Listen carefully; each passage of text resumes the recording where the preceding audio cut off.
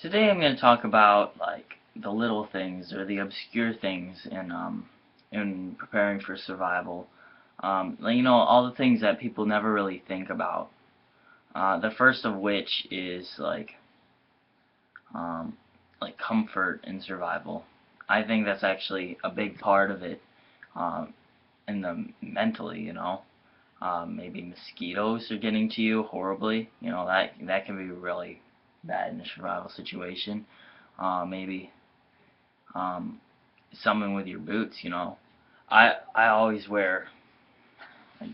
I always make sure my boots are good and tight and all comfortable and everything before I start walking again.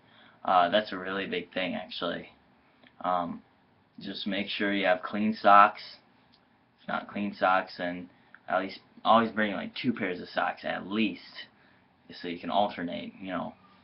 Um, I usually bring however many socks for each day that I'm gonna be out.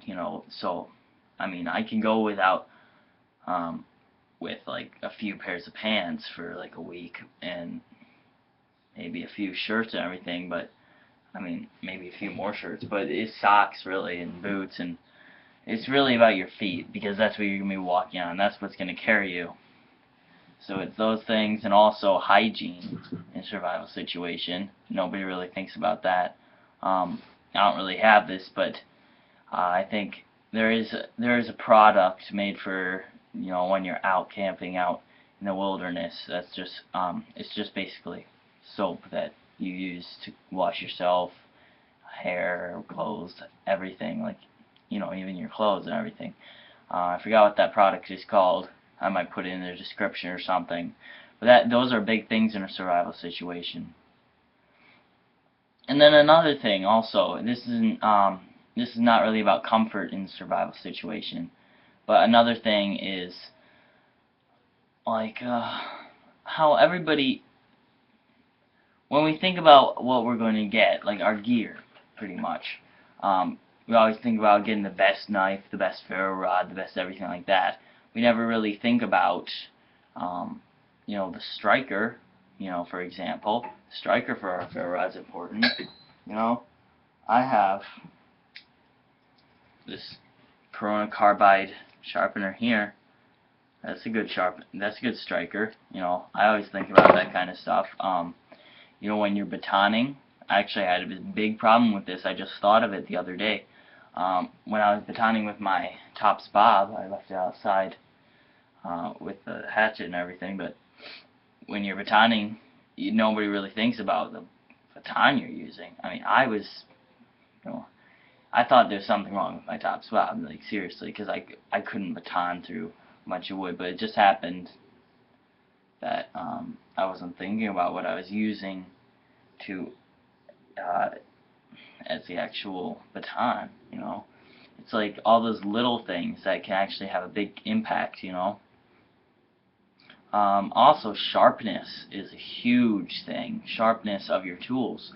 That S-Wing hatchet, I thought that was a cheap hatchet. It wasn't any good because it wasn't cutting for me, But I guess it's a little bit on the softer side for steel. But that, for some reason, unless I hit it on a rock or on the concrete or something, which actually has happened, then it's fine. Even when it hits the dirt and everything, I never see any chips. It's not that soft that that it loses its edge too quickly. All it takes though, because it's soft, is really quick, easy sharpening. I have a sharpening stone, honing stone, whatever. I put that on it. I took this unique technique from Ray Mears on his whatever show he has in England or whatever.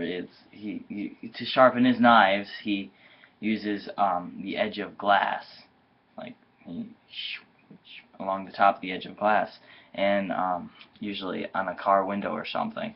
I happen to have extra sheets of glass down here. These things.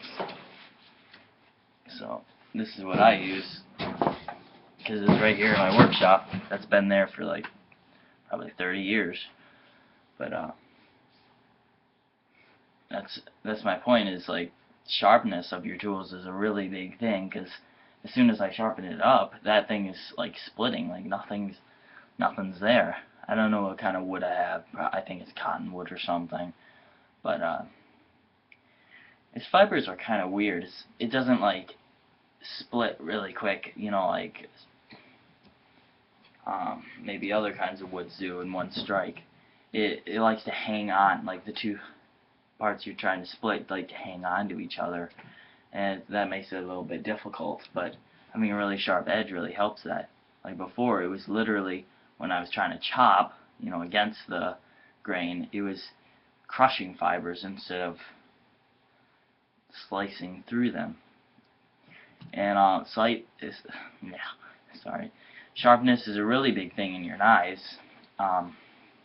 See, this hunter's knife that I have, it came really sharp, probably because it's very hard steel. It's very good steel. It's 440C, I think, something, yeah. But it's pretty hard because it's never lost its edge.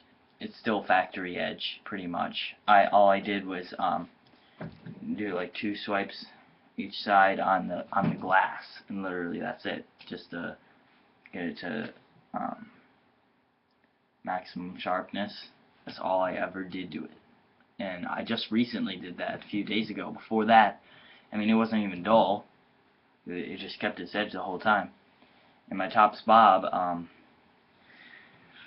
you know, that thing is insane with like carving stuff because of that modified Scandi grind.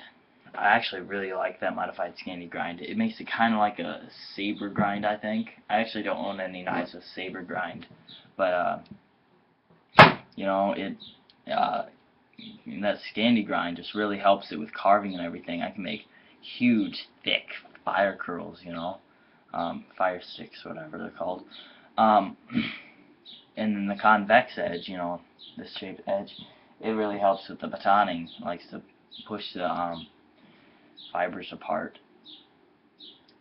But yeah, it's all like, the main point of this video is like all the little things. People only think about the big things, you know, what specific ferro rod do I have, what knife do I have, what this, you know, they're trying to fill in the 5 C's and everything, which is very good, of course, except there's a lot of little things too that can really help your situation.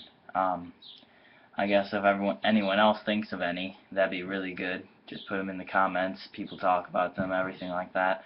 I guess that's about it. This is Dating Survival Tips.